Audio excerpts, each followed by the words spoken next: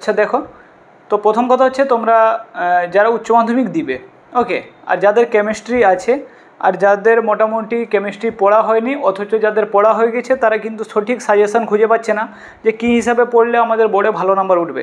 তো আমি ভিডিও শুরুর প্রথমেই তোমাদের বলে দিই, এই সাজেশনটা শুধু তাদের জন্য যারা পড়াশোনা করেছে আর যারা একদমই পড়াশোনা করেনি অথচ তারা বলে যে আমি সাজেশন শুরু পড়ে যাব আর 100% কমন পাবো, কোনো দিনও না।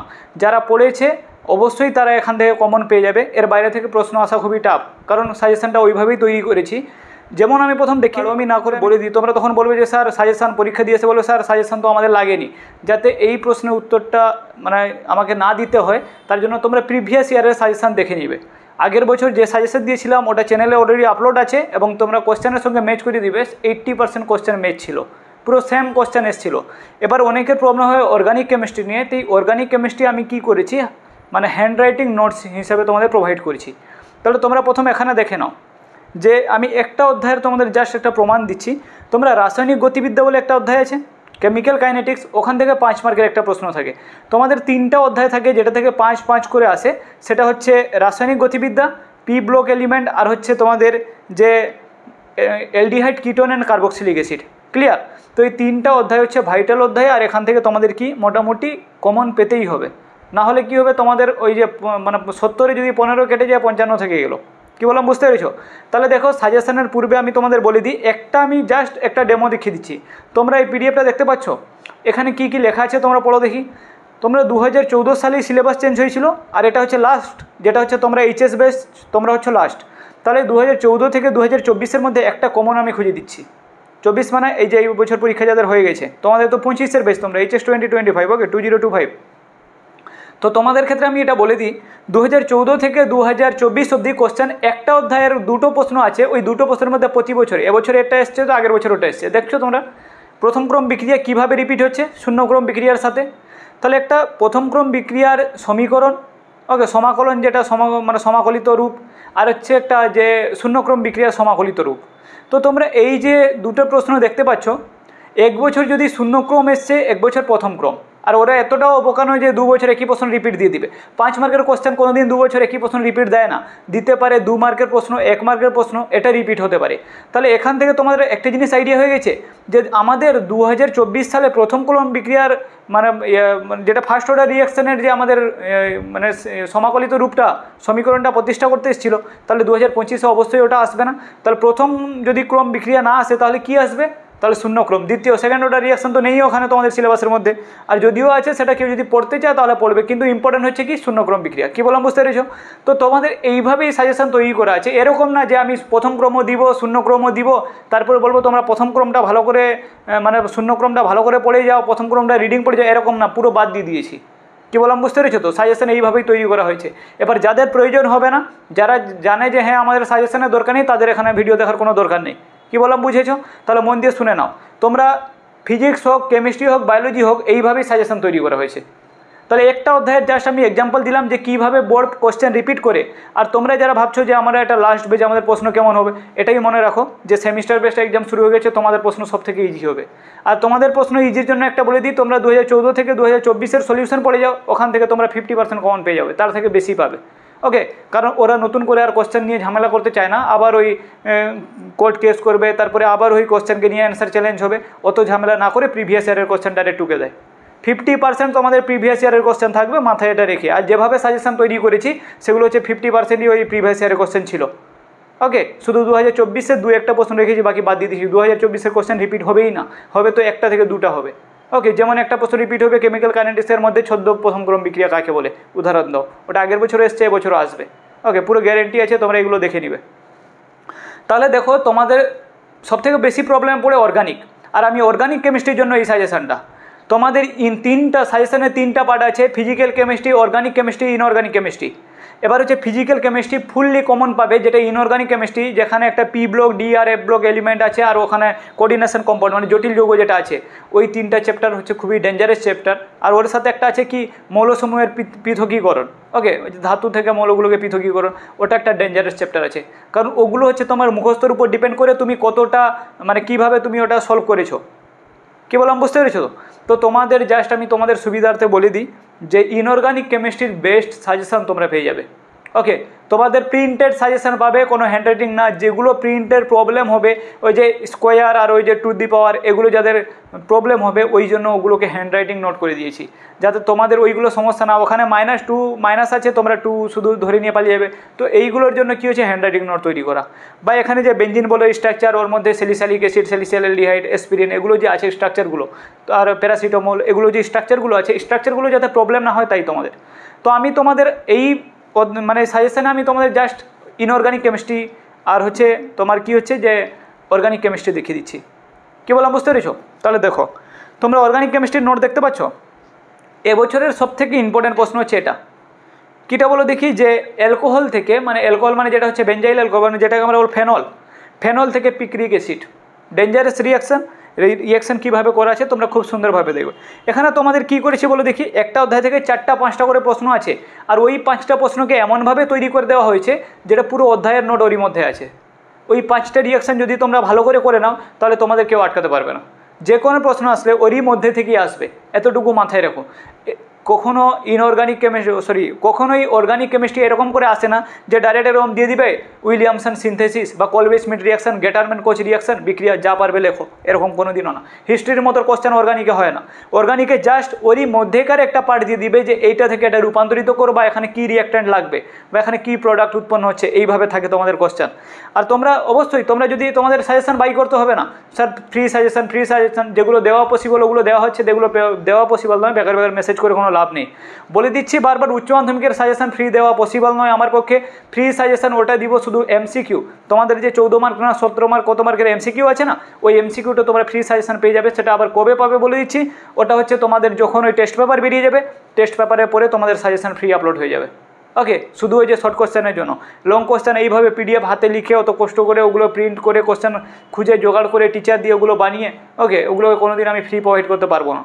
সিম্পলিভাবে এরকম যা ভাবতে পারো তোমরা ফ্রি প্রোভাইড করতে পারবো না। তোমরা কি করবে, এখান থেকে সাইড থেকে স্ক্রিনশট করে নিতে পারলে বেটার হয়, নাহলে ছাড়ো। ওকে, তোমাদের বইতে ছবি আছে, কিছুগুলো অন্যান্য বই ফলো করা হয়েছে। ওকে, তো তোমাদের এখানে তোমরা দেখতে পাচ্ছ কোশ্চেন নাম্বার 1 দেখো, 1 দেখতে পাচ্ছ, যেটা হচ্ছে ফেনল থেকে স্যালিসাইলিক অ্যাসিড। তারপরে আছে দেখো ফেনল থেকে পিক্রিক অ্যাসিড। তারপরে দেখো বেঞ্জিন থেকে ডাইরেক্ট ফেনল, ভালো রিয়াকশান। বেঞ্জিন থেকে ফেনল পরীক্ষা এরকম আসবে না, বেঞ্জিন টু ফেনল দিয়ে দিবে, বেঞ্জিন থেকে বেঞ্জেল সালফোনিক অ্যাসিড, বেঞ্জোসালফোনিক অ্যাসিড বা বেঞ্জোসালফোনিক অ্যাসিড থেকে ফেনল। ইথানল থেকে মিথানল, ভালো রিয়াকশান একটা। মিথানল থেকে ইথানল, এই দুটো যদি করে যাও তাহলে একটা পেয়ে যাবে, কারণ ডাইরেক্ট দিয়ে দিবে না ইথানল টু মিথানল বা মিথানল টু ইথানল, ওরই মাঝে একটা রিয়াকশান দিয়ে দিবে, ওখান থেকে সবাই দিয়ে দিবে অ্যাসিটিক অ্যাসিড থেকে মিথেন বা অ্যাসিটিক অ্যাসিড থেকে মিথানল, এইগুলো। তারপরে 2 নম্বরে দেওয়া আছে ফেনলকে কীভাবে এনিসলে রূপান্তরিত করবে, ফেনল টু এনিসল, ভালো রিয়াকশান, এস্টারিফিকেশন রিয়াকশান, সাবানি ভবন যেটা। ওকে, ক্লিয়ার।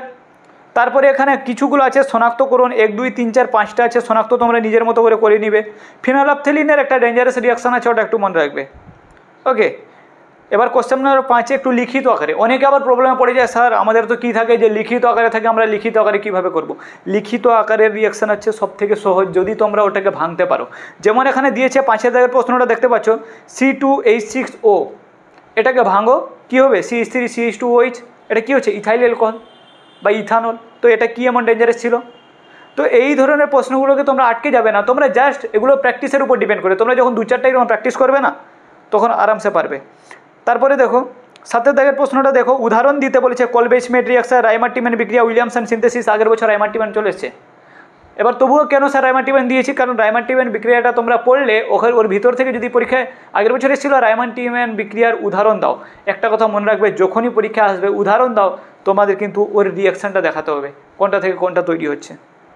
ওকে, তারপরে দেখো এ অধ্যায় ছিল এতগুলো, কোনটা, অ্যালকোহল ফেনল আর অ্যালকোহল ফেনল। ফার্স্ট অধ্যায় যেটা ছিল যে হ্যালোঅ্যালকেন হ্যালোঅ্যালকেন্সের কোশ্চেনগুলো দেখো, এগুলো হ্যালোঅ্যালকেন হ্যালোইডস থেকে কোশ্চেন লিখিত আকারে বেশি থাকে। যেমন এখানে দিয়েছে একটা, কোন ধরনের বিক্রিয়া কৌশল দ্বারা এই যৌগটির ক্ষারীয় আদ্র বিশ্লেষণ ঘটে, এটা একটা দিয়ে দিয়েছে। ওকে, 3 ডিগ্রি একটা, ওকে, কম্পাউন্ড এর ক্ষারীয় আদ্র বিশ্লেষণ, বা RYS যেটা আছে না ওটা ইউপেক নামকরণ।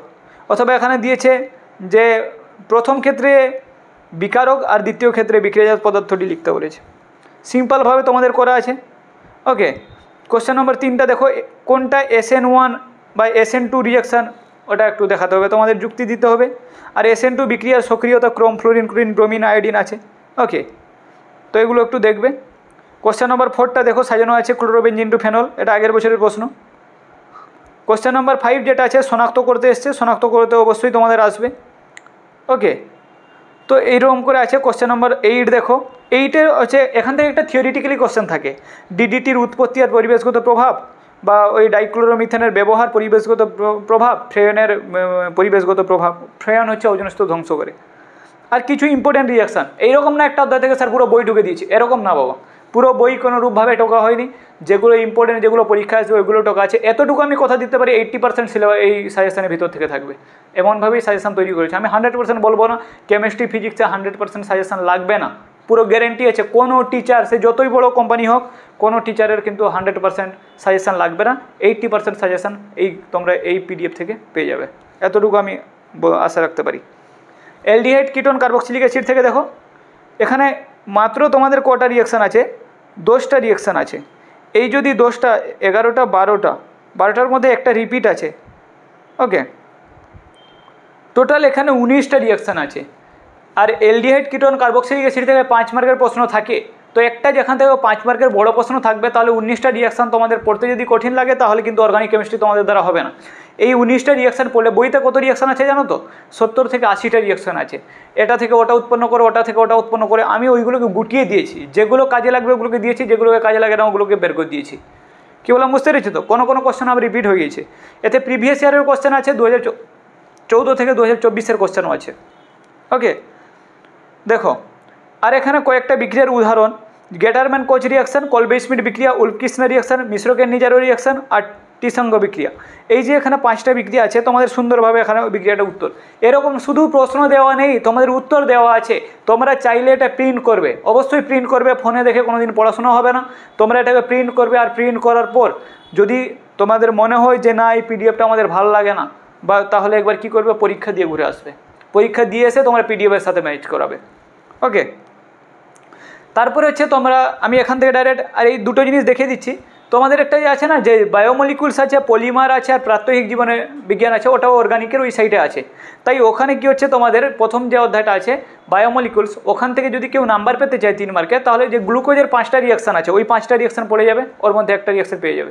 তার মধ্যে আগে প্রিভিয়াস ইয়ার মানে 2024-এ যেটা এসেছিলো ওটা বাদ দিয়ে দিবে, BR2 দিয়ে এসেছিলো ওটা বাদ দিয়ে দিবে। তাহলে এই 5টা রিয়াকশান এখানে শুধু টোকা আছে। এবার হচ্ছে তোমরা ওই PDFটা দেখো, কোন PDFটা, যে PDFটা হচ্ছে আমাদের মেন PDF, মানে যেটা গ্লুকোজ আরও মানে বায়োমলিকুলস, আর হচ্ছে প্রাত্যহিক জীবনের বিজ্ঞান, আর হচ্ছে প্রাত্যহিক জীবনের রসায়ন, আর হচ্ছে পলিমার আছে। তোমরা প্রথম ওই PDFটা দেখে নাও। ওই PDFটা দেখো, তোমরা আরামসে দেখতে পাচ্ছ এই PDF-এর মধ্যে কী আছে, শুধুমাত্র থিওরিটা আছে। আর এই যে 3টা অধ্যায় আছে, থিওরি আসবে, 1-2টো রিয়াকশান আসবে, আর সেই রিয়াকশান হচ্ছে গ্লুকোজের রিয়াকশান আসবে। সেই গ্লুকোজের রিয়াকশান তোমাদের ওই PDFটা প্রথম যেটা দেখিয়েছিলাম ওটাই আছে।